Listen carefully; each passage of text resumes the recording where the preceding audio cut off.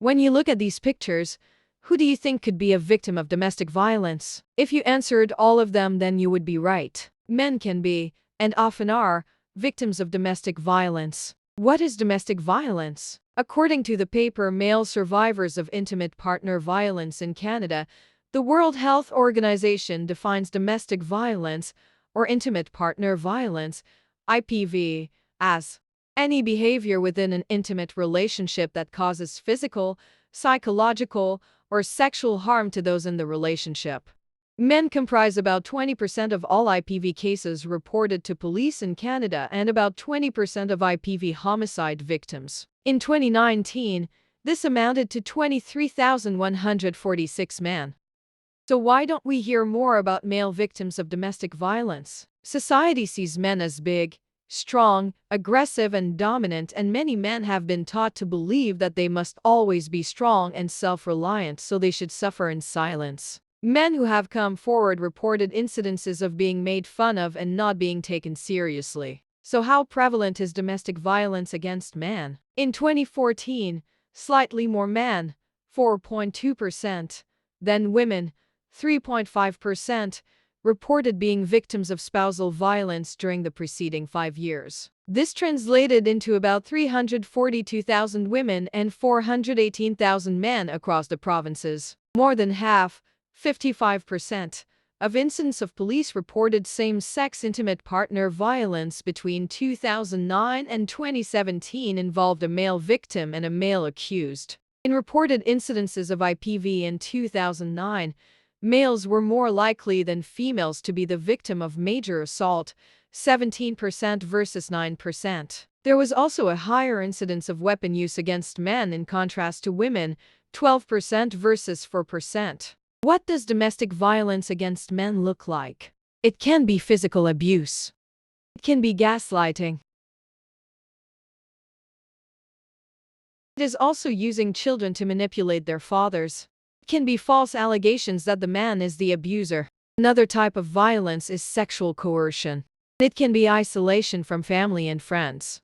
Male victims also have a higher likelihood of being charged by the police after being injured by their partner, 16% versus 1% of women who are charged after being injured. Male victims will often stay in a relationship because they are afraid, if they leave, the abuse will be turned on their children. Canadian divorce law does not allow allegations of violence to be presented in child custody cases. When men leave without their children, their abuser will often alienate the children from their father. Parental alienation syndrome, a term coined by Gardner in 1987, is described as a form of emotional abuse that can have a detrimental and destructive impact on the bond between the child and the target parent. Under Canadian law, men do have equal rights to their children, but they have the burden to prove their abuser is unfit before they can gain full custody.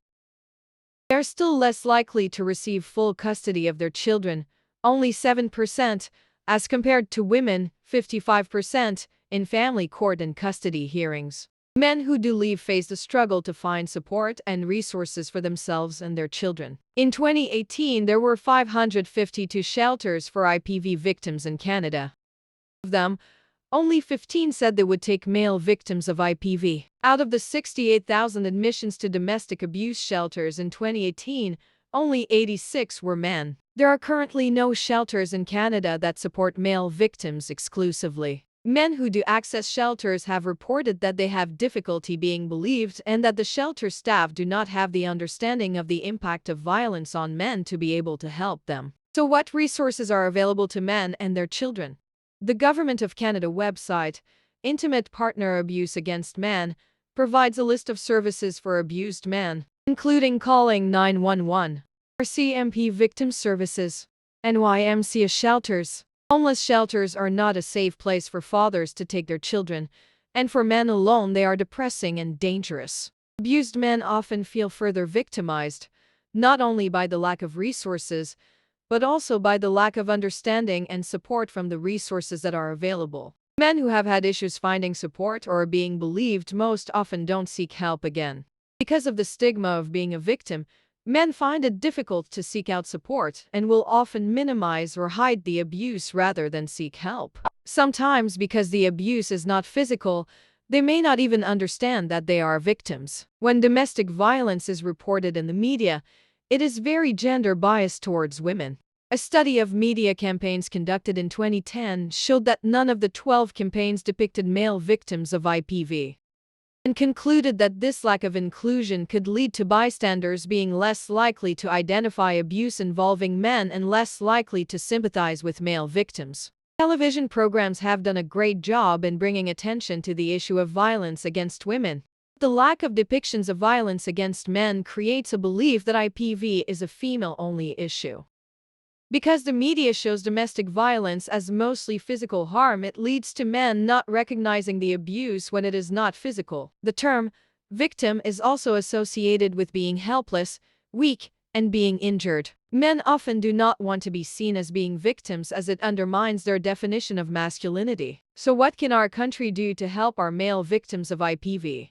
We can provide more education for our police services and support staff on what IPV looks like for men. Through domestic abuse campaigns that include or focus on domestic violence against men, the public and men themselves will be better able to recognize male victims of IPV. Men who do reach out for help need to find support available to them. Canada needs to implement shelters dedicated to men and their children so men have the choice to take their children with them when they leave. Canada needs helplines for men, run by men, who are trained to support the victims through feelings of emasculation and all the emotions that come with recognizing they are victims. When we think of victims of domestic violence, we need to picture the tall, strong, and physically imposing man along with the small woman. When we see a man with bruises, we need to ask if he is okay. When we know a friend is being isolated or constantly put down, we need to offer a hand up and out of the situation. It takes a lot of courage to come forward and report the abuse. When a man comes forward, breaking the history of silence and upsetting societal perceptions, he needs to find support available to him.